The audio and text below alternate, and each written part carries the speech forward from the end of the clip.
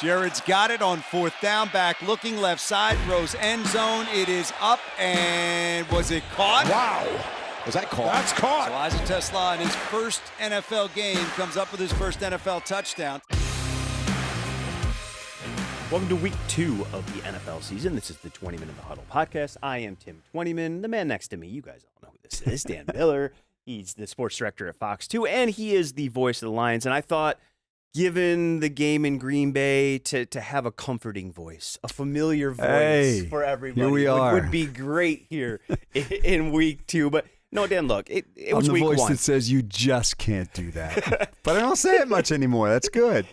It was week 1, and obviously you have a bird's eye view of that. You're calling the game. Just maybe your biggest takeaway coming out of that game. That there were things that I saw and listened to. One of the great things I get to do is listen to TJ and Lomas, and just correctable things. Yeah, and not anything that gave me great pause or reason to panic. It's things that are correctable with guys, many of whom I know have won a lot of football games and know how to correct things. And maybe most importantly of all, a head coach that doesn't let his team stay down for long. It's my favorite statistic. October 30th, 2022 was the last time this team lost 2 games in a row. Yeah. They've gone 45 games without losing 2 in a row. Wow. That's obviously on the line this week, but I think it goes to his ability to set the tone for a team, which I think is one of his great strengths, and get them to bounce back and not panic. And to your point, if guys are getting beat physically, that's one thing, but they talked about miscommunication. They talked about being on the same page, self-inflicted mistakes. Yeah. To your point, all that stuff is correctable. We talked to the coordinators this week, and they said, look, those are points of emphasis. We're going to get those things cleaned up. They get to come home. The offense gets to, have that quiet atmosphere, and the defense gets the noise environment. I would expect them to play much better in all 3 phases on Sunday. Yeah, and I just got done talking to Johnny Morton just about this offense, and just think about it. If you're Tate Ratledge, and he's going to have bumps in the road. Sure. They're unavoidable. And Christian Mahogany just made his 2nd start. So, I mean, I think going from 1 start to 2 starts, and then if you're going Tate, going from 0 to 1, and now you're making your 2nd, and Mahogany onto his 3rd, it's just every step they take, because I think they're talented players who will be good players. Mm-hmm. Every step they take will just provide a comfort level for them of understanding what this league's about, understanding what they're supposed to doing, understanding the communication that's needed. And I just think, I honestly believe we're going to watch them grow. I can't tell you how quickly it'll happen, but I think we will see them grow. I think these are good football players. And the nice thing is that they have veterans around them. And I think that's what gives me confidence. Look, there's too many good football players on this team. Yeah. This team's depth chart is loaded. They just got to clean some things up, and they need to do it this week against Chicago. Hank Fraley being in that, yeah, I think absolutely helps a ton too. No doubt. One of those guys who's been doing it at a really high level for a long time, both as a player and a coach. Yeah, and has seen young players before. And look, we got so comfortable having, Taylor and Frank and Panay across that line with whomever was at guard, because that part of it kind of shifted over the years.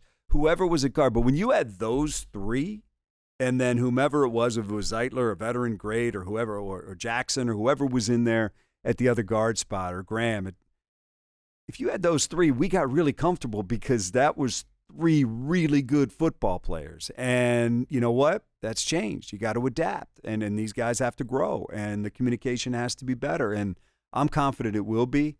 Still feel good about the fact, and whenever I bring up a rush end or one of those guys, Dan always says, well, I like my guys out there too. I'm still confident with those guys out there.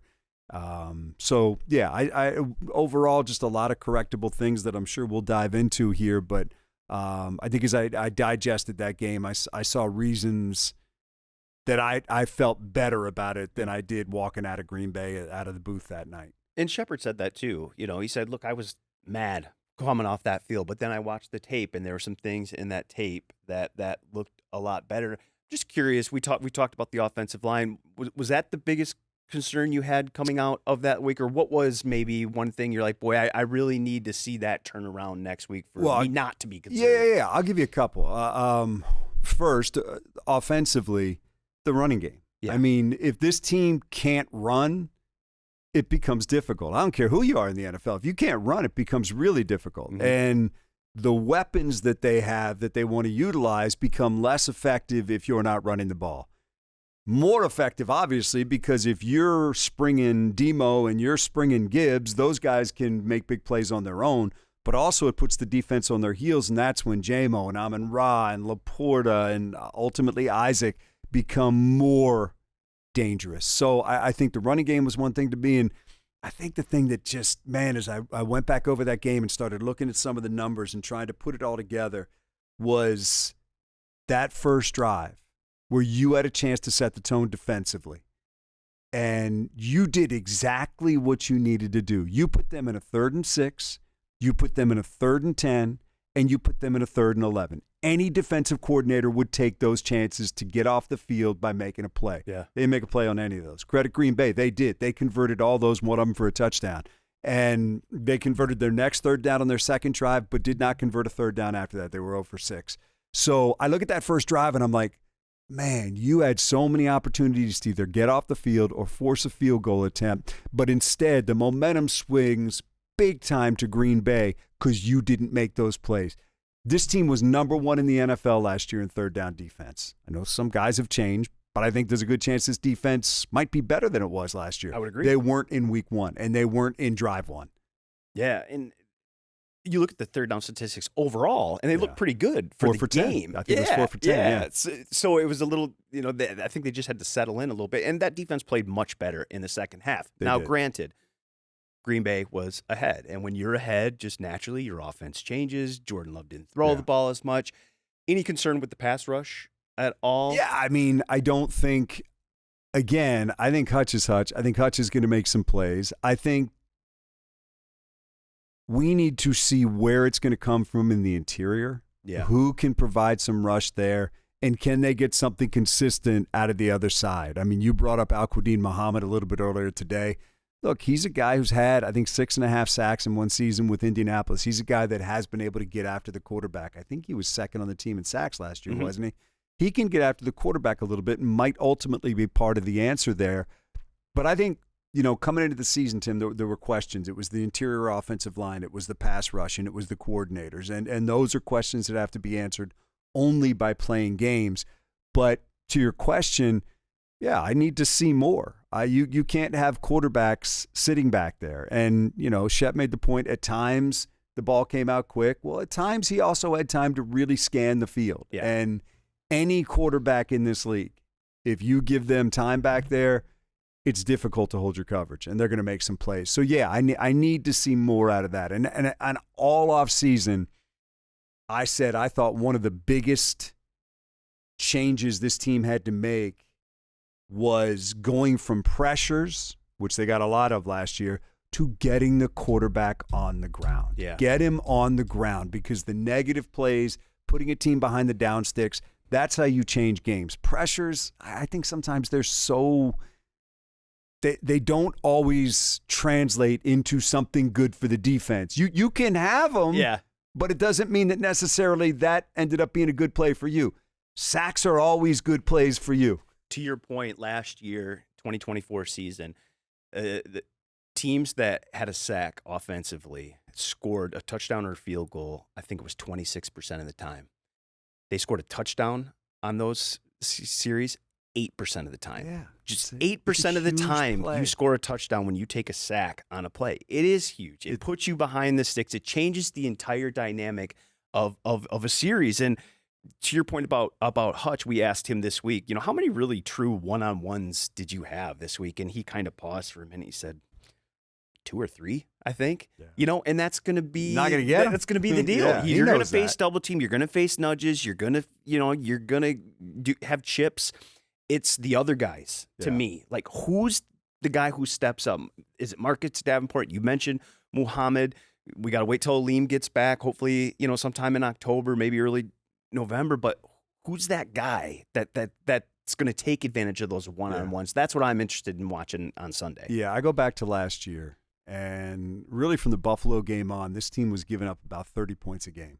The defense was just thin. They just didn't have guys left. And I remember I did one of these out-of-town talk shows, and they asked me, about the defense and what needed to happen. I said, we need to get after the quarterback better. I said, this team is not doing enough to impact the quarterback, and it was showing on the scoreboard.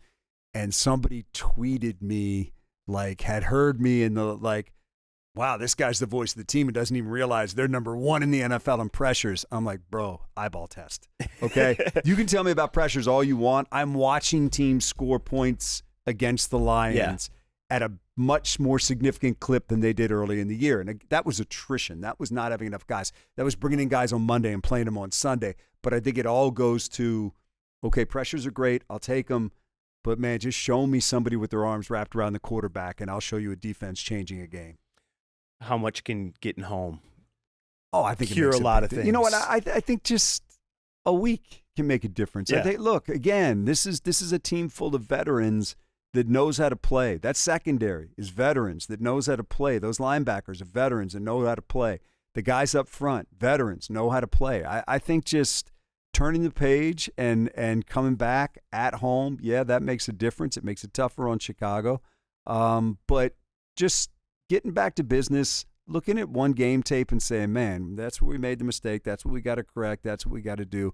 I think time, tape, home, I think they all add up to good things for the Lions, to a really good opportunity here against a team that you're going to be fired up to play. Obviously, with Ben Johnson coming whether over. it was Ben or not, it's the Bears. It's a big storyline, Yeah, and obviously you need to get a win. Dan talked about that early. He said, look, we have to win this game, especially with Baltimore looming on Monday Night Football Week 3. You can't get into that kind of hole early in the season. I'm curious what you thought of Ben and their performance on Monday night against Minnesota in a close loss where really Minnesota scored 3 touchdowns in the fourth quarter and had a come-from-behind win. Looked really good early and kind of was like, okay. And then Caleb kind of looked like Caleb more in the middle of the game. And I don't think this is a wave a magic wand and Ben's going to be able to take him out of, some of his bad habits or get him to the point where he's the quarterback that Chicago ultimately wants him to be. I think he's really, really talented. But I think there's some holes in his game. Yeah. And those are going to take a while and some patience, I think, to get those out of his game and kind of replace them with good habits and things like that. But believe me, he can wreck your day. Yeah. He can that dude can move around back there. The throw he made on the run, I think it was to Adunze down the right down the side, sideline, was sick. Whew. There's not many quarterbacks in this league that can make that throw. So you have to expect his best. Don't expect him to make mistakes or be the Caleb Williams that has struggled. Expect him to make that throw for 60 minutes because I think he's got the capability of doing that. But look, it's Ben's not there because that's a great team. Ben's there because that team needed to be lifted up. They needed some things to change, and those things aren't always easy. We saw that here. They're probably certainly further along than Detroit was when Dan took over here, but it still takes some time. And look, I think he's got a really good staff over there. I think he's got good coaches with him. I think he's got some good veteran players with him there.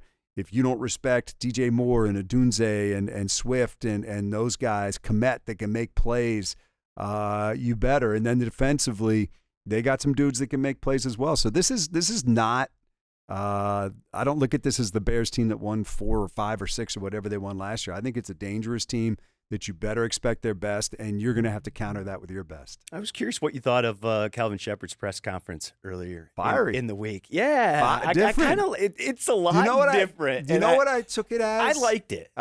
He was direct. I wouldn't say confrontational at times, but you have to question. You better know what you're talking about because he's going to challenge it too. And I don't know. I kind of liked it.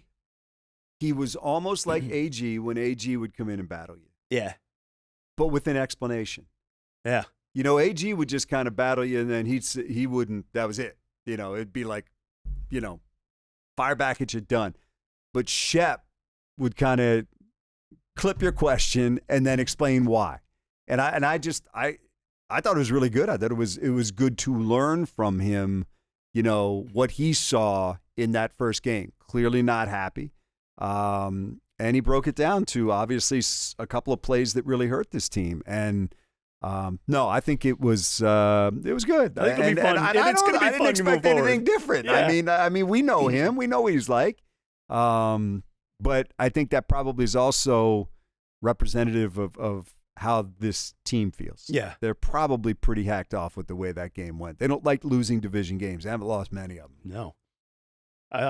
Who did it better, OBJ or Isaac TeSlaa? There with the catch. Dude, it was pretty good. I'm sitting down with him later today. It was a great call, by the way. I didn't know what it was. I mean, it was what an incredible catch, and it took a couple of replays to realize whether he caught it or not. I mean, the good thing is there's a cautionary tale in there. He's got to watch his diet, because if his butt was any bigger, it would have hit before his foot did. So he's got to make sure that thing remains slim and trim, because it was foot butt. Which one hit first? And I want to ask, was that the greatest catch of his life? I mean, could there be a better one than that? That was unbelievable. It was unbelievable, and I'm excited to see what he does this week, because obviously he was sick earlier in the week last week, missed a bunch of time. The only day he was at practice was Friday. That's the red zone day. That's why we saw him only in the red zone. But they're pretty adamant about incorporating him into every aspect of the offense this week. And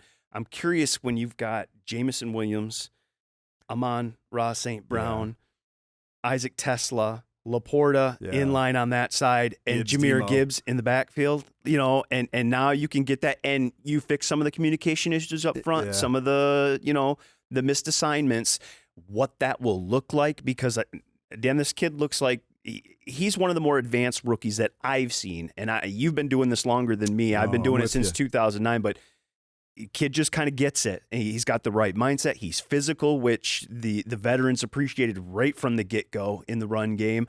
I think he's got something, and I'm excited to see him on Sunday. He's never looked out of place, from off-season workouts to the preseason to now. He's never looked out of place. And I will say this, every time I say to myself, man, it's going to be great when he gets some snaps. Who comes off the field when he goes on? And who's not getting the ball thrown their way when he does? And it's not to say it's a bad idea, but it's just the thing about this team, and it's probably, if you play fantasy football, your biggest nightmare is there's so many weapons on this team. Yeah. That it's, you don't know where they're going to go with it. They have so many different avenues they can go, so many guys that can burn you and can move the ball down the field, and he's another one. And I'm with you. I'm really excited to see where this goes, and I think it gives this offense another big chance to move the ball. And his size just brings a different dimension. We've already seen in the preseason, he knows how to use his body. Yeah. And that's the exciting thing, too. I'm just excited to see how this team responds, really, in all three phases. I expect them to play much better football. I think a lot of it, like we talked about off the top, was self-inflicted stuff that they're going to correct. It's too veteran of a team. Yeah, it's too talented of a team. And I don't want to take anything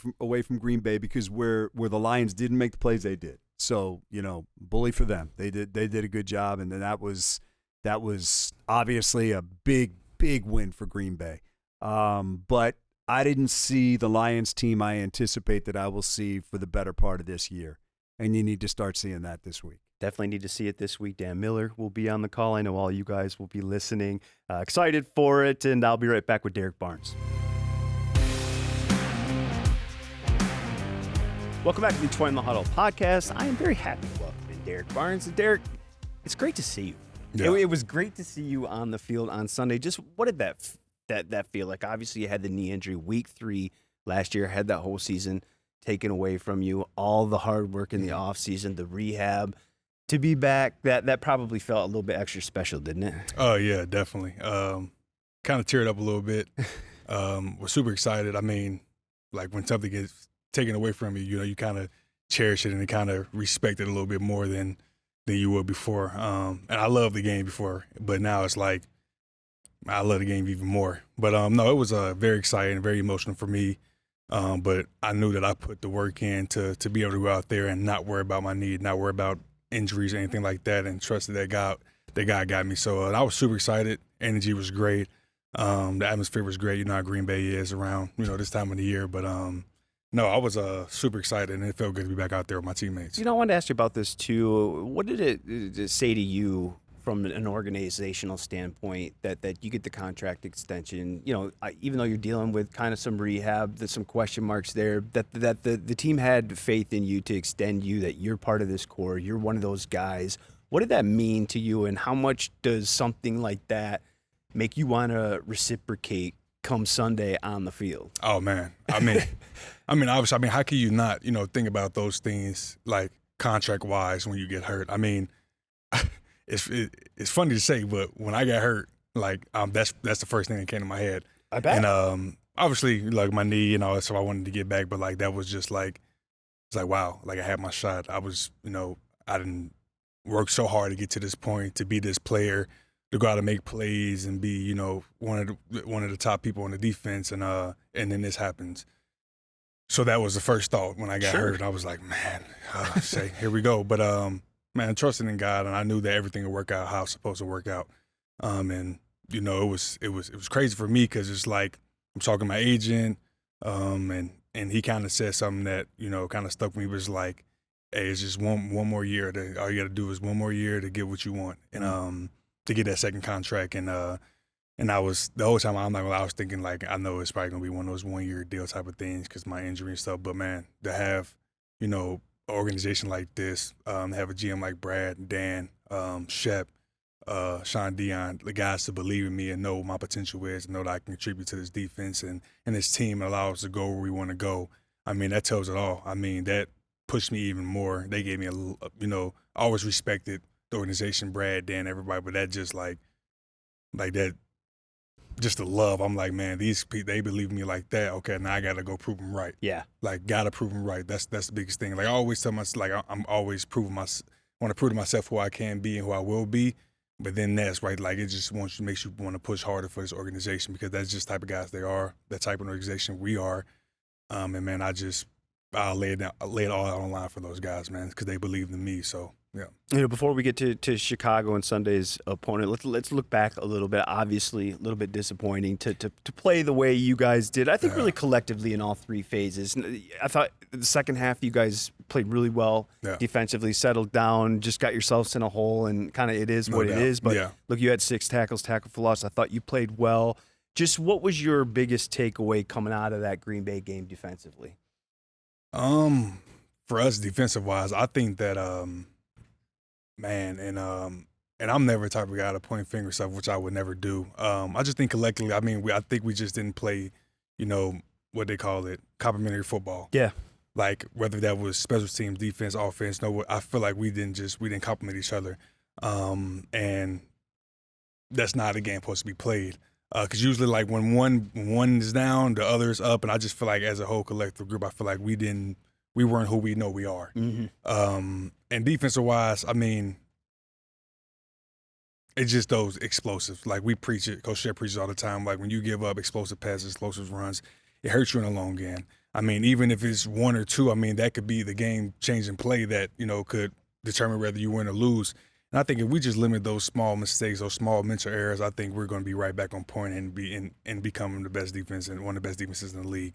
And I truly believe that. We got all the tools, we got the coaches, we got the scheme. And even without the good scheme, the players will make it right. And I think that we emphasize that a lot. When if the call doesn't go right, we will make Coach Shep right.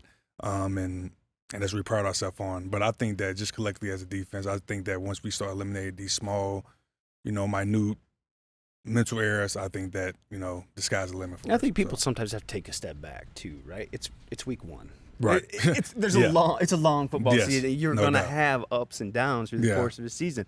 Green Bay's a pretty darn good doubt. team. And No doubt. Lambeau Field's a pretty tough place to play football. So I think you guys did show some good things. Obviously, maybe some fans were a little bit concerned with some of the pass rush. I thought Green Bay had a pretty good plan for that. Some short sets, got the ball out. How much do you guys want to kind of maybe improve that aspect of a little bit, get after Caleb a little bit more than you got after Jordan this week? Right, Is that kind of a point of emphasis for you guys? Oh, man, there's always a point of emphasis. it's kind of really hard to explain because it's just like I feel like in that game against Green Bay, I feel like we didn't really get a great opportunity, as you say, to like actually really show the rush, show our blitz package. Like that's tough too because their plan changes. He only threw the ball 6 times in the second half. Yeah, it's a lot to go into it, and I think that, I mean, I know, like, I hang around these guys every day, but I already know the pass rush is going to pick up. Like, and people would say it's down, whatever, but there's just a lot of scenarios in the game where, you might not have those opportunities. But, man, it'll all come together. I mean, definitely is always a point of emphasis for us. I mean, we got phenomenal pass rush. I mean, you got Hutch, who is, I don't think he's human, honestly, in my opinion. Davenport, who's also not human in my perspective. I mean, and then you got, Muhammad, you got, Roy, you got DJ, you got you got a whole bunch of these guys. And I'm sorry if I'm missing anybody. Don't please don't, But everybody on our defensive line, all of them can rush. And it's and then you got me mixed here and there. I mean, so it's going to pick up, man. We got the right people, man. We got the right scheme. I mean, just when the opportunity presents itself, I think that people will see why, Shep better than most. Obviously was in that linebacker room for years. What do you like about just the way he runs that unit, how he calls that defense? Obviously, they've been kind of prepping him for this role. They identified his talent years ago. 100%. Now he's stepped into that role. What do you like about him? Man, well, first of all, man, Shep always been a coach who is super passionate about the game, super smart, really intelligent coach, man. And I can bet back in his days when he played, he was a super intelligent player. He just knows a lot, man. He knows, and his biggest thing is putting us in the right position to be able to be successful and make plays. Man, he's I don't know if you might hear him out there about them yelling and stuff like that, but man, it's all love. Like one thing I came to realize is when he getting on you, and it ain't out of anger. It's just that he wants to be good so bad, and I mean he installs that in all of us, and that's why we push every day to be perfect. I mean, you're not gonna be perfect, but you can at least push towards it. And, man, that's just the type of coach he is, man. He always going to show love. He always is a guy that you can go to and have conversations with, whether it's football-related or not football-related. Man, really respect him, really respect how he's growing, really respect how, he wants everybody on the defense to shine. Like, he wants everybody to make their plays. And I think that I said it back in the day, super aggressive. He wants to get after people. I mean, I love it, for a guy like me. You've got to love that. Gotta love that. Gotta love the aggressiveness. I mean, you got to, man. Your defense is we're the defense, man. You got to be the aggressor, and I think that, he's doing. That's what he like to do. And I'm not saying AG didn't do that, but Shep is a guy. He wants to get out there. He doesn't want to hold back, do anything. He wants to get out there right now from the very first snap. We talked to him this week. He kind of did his first media kind of weekly scrum with us, and tell you what, he was fired up in that. Yeah. That he brings energy. Yeah. You can just tell when he walks in the room, he brings the energy. Last one for you, Derrick. What are we going to see from Lions defense this week? Obviously, they got some good skill guys. Ben Johnson, a guy that you guys are familiar with his scheme. Caleb looked pretty darn good the other day, getting out of the pocket, making plays with his legs. Just what are we going to see from this Lions defense come Sunday? You're at home, that kind of atmosphere. I bet you guys are excited to get back into that building. What are we going to see? A bunch of hungry dogs. Seriously. I mean, man, that one in Green Bay, that one hurt. And everybody felt that. I think that, the preparation we had this week was phenomenal. I think the plan going in is phenomenal. We got a plan for all that, the scramble, however you want to say it. Don't want to say too much. Don't want to give them no clues and nothing like that. But no, we have a good plan, and I think that you're going to see a bunch of guys out there who are playing smart football, playing fast and physical, especially on their defensive side, and even offensive side. I'm super excited to watch them play, man. And this is one of them games. First home game. Obviously, we know who the opponent is. It's going to be a really good football game, and I'm super excited to watch everything come together and people on the outside not knowing who we are as a team, because we know who we are and we know what we bring to the table. So I'm super excited for us to show that again and, man, play for each other and hopefully, obviously, come away with the dub. But like I said, it's not easy. This NFL, no game's going to be easy. So however you can win, winning just find a way. Find a way, but super excited. NFC North football, Ford Field, black and blue division. It should be fun. Go get a win. Appreciate you, boss. Derrick. Yes, sir. Thank you. Welcome back to the Twentyman Huddle podcast. Now it is time to take a look inside Chicago. And joining me now is Patrick Finley from the Chicago Sun-Times. He also does a great job with the Hallis Intrigue podcast. Patrick, thanks for joining me. Thank you. It's a short week, but it'll be a fun one. Yeah, those weeks coming off Monday night are always tough. You gotta get right back into Detroit mode after everything. Just curious. Let's maybe start with this injury updates. Obviously you saw DJ Moore go down in the fourth quarter of that game. He did come back, but you've got, Jalen Johnson, TJ Edwards, Kyler Gordon. Any updates kind of midweek about their possible return? No, as you and I sit here right now, there hasn't been an injury report put out. Ben Johnson said after Monday night's game that the team got out of there without any significant injuries, so that bodes well for DJ Moore. I think Jalen Johnson's got a real chance to play. He hadn't practiced at all this training camp until last week. I think the Bears were just a little nervous running him out there with that groin injury. But I would look for him as a distinct possibility in Detroit. Kyler Gordon wasn't on the injury report all last week. And then Sunday morning, they put him on because he felt some pain in his hamstring. We'll see with that. And TJ Edwards, too, missed the first start. Those are three starters and three of the Bears' best six defensive players, probably. So that will definitely be something worth monitoring as we get through this week. You look at that game Monday night, a 27-24 loss to Minnesota, and for 3 quarters, this team looked terrific, really on offensively and defensively. I'm just curious, it obviously fell apart there in the fourth quarter a little bit and giving up 3 scores. What was your biggest takeaway coming out of that game Monday night?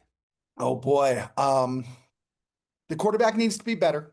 I know that that's a reductive statement. I know you could say that after every loss in the NFL, but there were some accuracy issues with Caleb over the middle, once to DJ Moore and once to Cole Kmet, that if he hits that, it's probably 30 yards a pop, and it's a very different game. He needs to be more consistent. He needs to be more consistent before the snap, too. The Bears had 4 false start penalties and an illegal shift. That's way too many.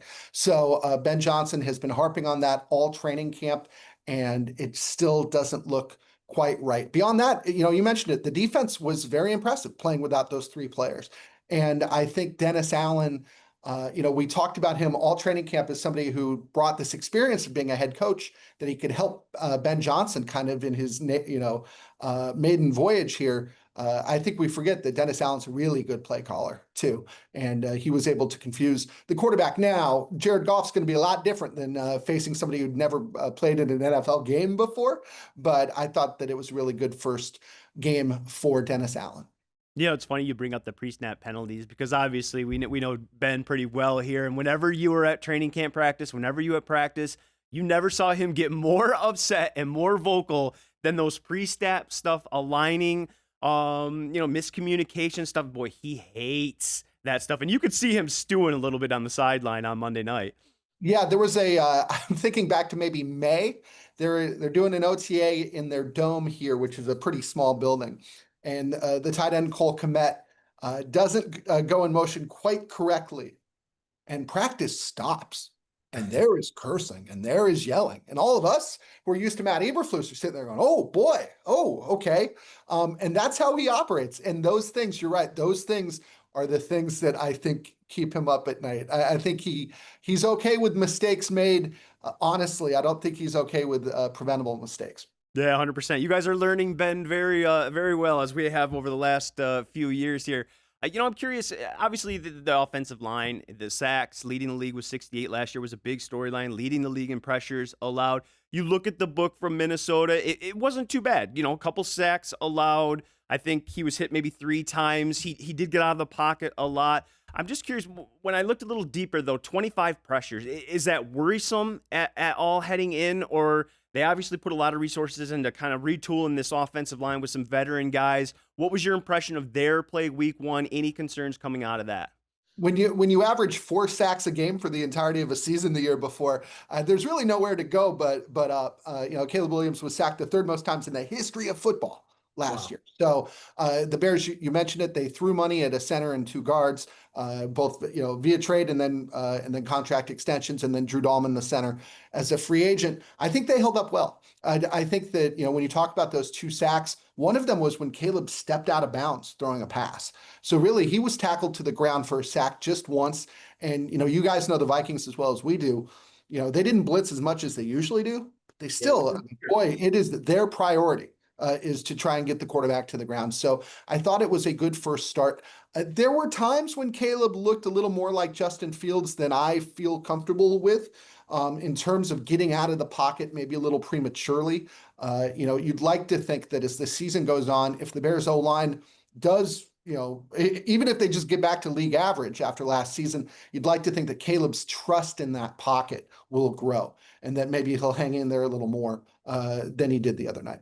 What was the difference with the defense there in the fourth quarter? Because we talked about it earlier, how they really did play really well overall. But you look at that fourth quarter, Minnesota and J.J. McCarthy were able to make some things happen, and both with his legs and his arms, scored the 21 points for the come from behind win. What was the difference in your opinion that fourth quarter?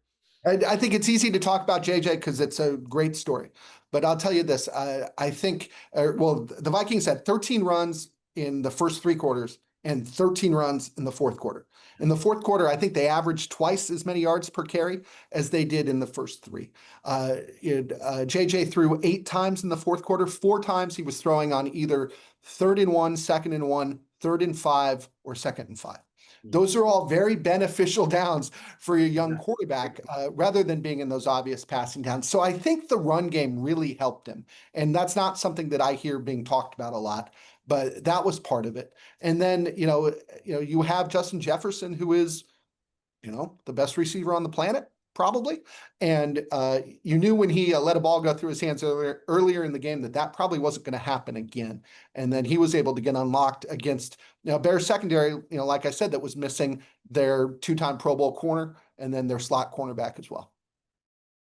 What grade do you give kind of Ben Johnson for his first performance? I know you're kind of, I don't like doing that as well that much because it's one game, right? It's one thing, but I guess maybe everybody obviously has expectations leading up. You were there every day in camp. You saw what it looked like. Did what it looked like in camp look like it in week 1 where there's some surprises, or is that kind of what you expected? And it was the outcome I expected. I think I had the Vikings winning by 3, but the way both teams got there has to be so encouraging for Vikings fans and so demoralizing for Bears fans. I'd give Ben a B-. Part of what was concerning was this wasn't just an offense issue. Caleb Williams struggled, like we talked about, with accuracy for half the game. That's bad. But also you've got a defense that let go of the rope in the fourth quarter. You have special teams that missed a 50-yard field goal. And then at the end, when Cairo Santos was under orders to put the ball through the back of the end zone to save the Bears a timeout because the 2-minute warning would then sound after the first play, Cairo couldn't get the ball out of the back of the end zone. There are failures in all 3 phases here. And, even talking to Ben about it, Ben said, listen, I shouldn't have challenged a play in the third quarter. That's on me. I should have noticed that Flo wasn't blitzing as much as we thought earlier.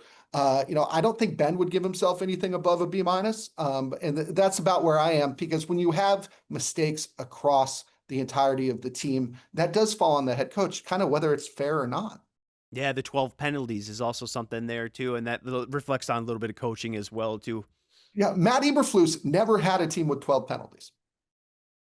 Wow. And that operation was nobody's idea of anything that was buttoned up. Patrick dropping the knowledge here. I'm curious, what's one of the key matchups for you come Sunday?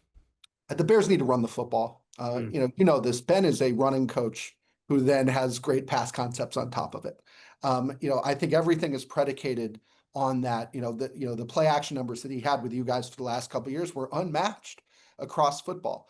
And the Bears can't get into that sort of stuff, especially with Caleb Williams, who is far more athletic than the quarterback in Detroit was. They can't get into that stuff unless they actually scare you with runs. DeAndre Swift, I thought, had one really good possession in the third quarter the other night where he just put his head down and pushed a pile. That's kind of all they want him to do. He was last year the worst running back in football in terms of expected yards per carry and what he actually turned out with, because he was trying to hit the home run every time. He can't do that. So the Bears need to scheme it better. They need to block it better, and Swift needs to hit the hole. If they can run the ball, then they've got that metronome that they could base everything else on. I think that's going to be a very big deal. And then, on the other side, not to get too line heavy here, because I know that that's not what the people want usually. The Bears' ability to rush the passer against a Lions defensive line that's a little different than Ben Johnson left it, I think is going to be telling. Because when you don't, especially with the weapons that the Lions have, they can certainly make you pay. Well, Patrick, it's two division opponents that obviously know each other very well. It's two head coaches who know each other very, very well, obviously. And it's two teams that, look, for all intents and purposes, they need to win. Both teams need to win. You can't start 0-2 in this league. You just put yourself behind the 8 ball. It's not impossible, but it's a tough spot, especially week 3. Who does Chicago have week 3? They come home for the Dallas Cowboys, led by defensive coordinator Matt Eberflus. So it's never a dull moment around here. You mentioned it. I thought it was a tough spot to put anybody in, to have all of these teams play 2 NFC North games in the first 2 weeks of the season. But I did think that it was good for the Bears to get JJ in the first game rather than in October for the first time. And I thought it was good for them to get the Lions coordinators in their second game rather than later in the season. We'll see whether any of that matters. As it turns out with the JJ thing, it really didn't. Now, obviously, it's a huge one for Detroit. They go to Baltimore week 3 on Monday Night Football. So starting 0-2 with the prospects of having to go to Baltimore on Monday night. Obviously, it's a huge game for both teams. Thanks for taking the time so much. Appreciate the insight into Chicago. Safe travels to Detroit. Hey, anytime. Thank you.